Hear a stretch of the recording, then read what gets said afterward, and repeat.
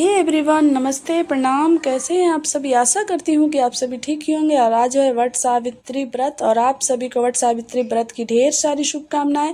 और ये है गजला, जो 16 श्रृंगार में हमें गजला लगाना बहुत ज़रूरी होता है। मेरा हस्बैंड ऑफिस से आए थे, उधर से ही खरीद के लाए हुए थे। और ये रहा मेरा फाइनल लुक। कैसा रहा मेरा साड़ी मेकअप बताइएगा ज़रूर।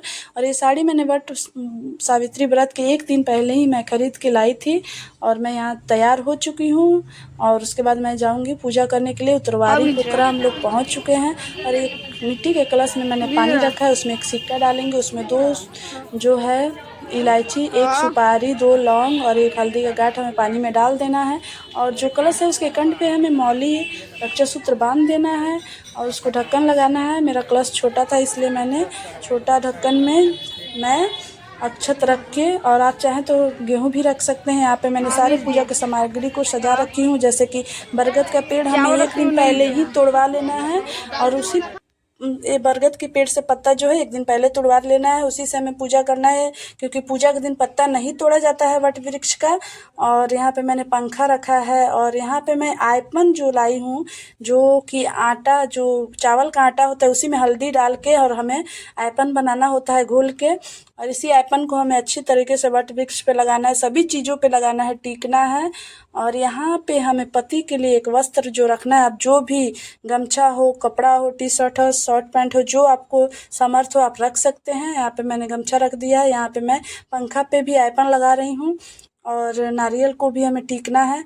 और वट वृक्ष का पत्ता जो है उसको हमें 7 पत्ता आपको रखना है, उसको टीकना है, उसी पे सभी चीज़ों को चढ़ाया जाएगा। यहाँ पे मैंने एक पान पत्ता सुपारी लिया है, उस पे हमें अक्षत रखना है और फूल रख के जो वट वृक्ष और माता सावित्री और भगवान सत्यवान को हमें उनको ध्यान रखते हुए अपने पति की लंबी उम्र के लिए पूजा करना है। और यहाँ पे हमें श्रृंगार का सामान भी लेके रख देना है। श्रृंगार जो भी आपके समर्थ में श्रृंगार हो, बिंदी, सिंदूर, काजल, चूड़ी, नेल पॉलिश, आलता, महावर और सभी चीज़ों को, कंघी है, सभी चीज़ों को हमें यहाँ पे रख के सभी चीज़ों को सजा देना है। और ऐसे ही हमें पूजा के लिए सभी सामग्री को रख के और वट वृक्ष के पेड़ के जड़ के नीचे ही हमें पूजा करना चाहिए। मैं यहाँ पे सारी सामग्री को रख रही हूँ। यहाँ पे मेहंदी है और हमें पेड़ के नीचे पूजा करना है। हमें इस बात का ध्यान रहना चाहिए कहीं आग ना लगे। बहुत सा जगह ये घटना देखा जाता है। और यहाँ पे मैं फूल चढ़ा रही हूँ, गुलाब का फूल है, उसे हमें सभी जगह चढ़ाना है। अपने कलश के नीचे हमें चीज़ों को चढ़ाना है। मीठा कुछ रखना है, बतासा मैंने यहाँ पर रखा है, आप मिठाई भी ला सकती हैं।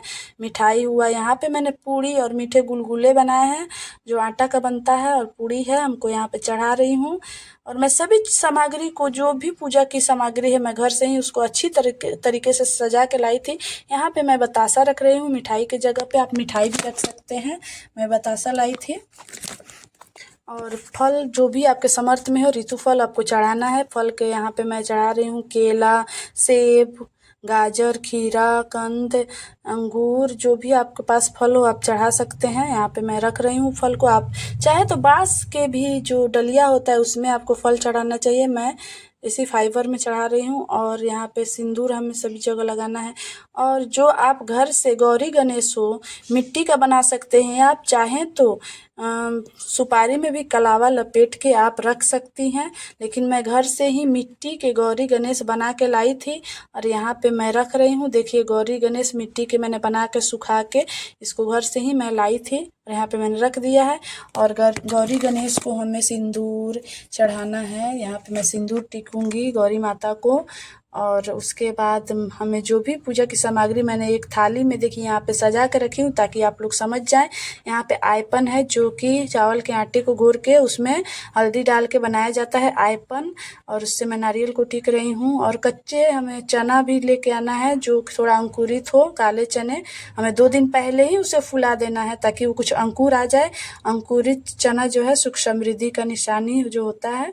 यहाँ पे हम हल्दी चढ़ा रहे हैं, उसके बाद रोली, कुमकुम, और हमें यहाँ पे चंदन चढ़ाना है, काले तिल चढ़ाना है और अक्षत, सभी चीज़ों को हमें गौरी गणेश पे चढ़ा देना है। यहाँ पे मैंने चंदन, रोली, हल्दी, अक्षत, सभी चीज़ों को मैंने चढ़ा लिया है। और यहाँ पे देखिए मैं पूजा में हवन के लिए कपूर और थोड़ा सा धूप भी लाई थी, जो मैं थाली में रखी हूँ। और यहाँ पे मैं रक्षा सूत्र को, कलावा को वस्त्र रूपी मैं दूंगी गौरी गणेश को। और माता सावित्री और सत्यवान भगवान से हमें प्रार्थना करना है कि हमारे पति की भी उम्र दीर्घायु हो। और वट वृक्ष के नीचे हमें पूजा करके अच्छी तरीके से आशीर्वाद लेना है। और आप एक लोटा जो जल भी आपको रखना है, यहाँ पे मैंने रखा है। उसके बाद हमें जड़ में जो है वट वृक्ष के चने चढ़ाने हैं। चने को हमें ले जाना है, उसी चने से हमें अपना व्रत खोलना होगा कल सुबह। और उसी चने को ले जाके निगल के हमें व्रत खोलना होता है। और हमें गणेश जी को धूर्बा भी चढ़ाना है। और यहाँ पे मैं धूप दीप दिखाऊंगी, अगरबत्ती जलाऊंगी, सारे भगवान को दिखाऊंगी। उसके बाद हम लोग का पूजा लगभग अब ख़त्म ही हो रहा है। उसके बाद हमें फेरी लगाने हैं। यहाँ पे मैंने भगवान को जो है अगरबत्ती दिखा दिया है और हमें धूप दीप जलाना है। मेरा पूजा अब जो है हमें फेरी लगाना है। और ऐसे ही मेरा जो दिया है उसके बाती जो था ना, पता नहीं क्यों बार बार हवा से बुझ जा रहा था, तो बाती कुछ ठीक नहीं था। और हमें इस बात का ध्यान रखना है कि आग लगने का भी बहुत चांस होता है, दागे में पकड़ लेता है, तो हमें अच्छी तरीके से पूजा करना है।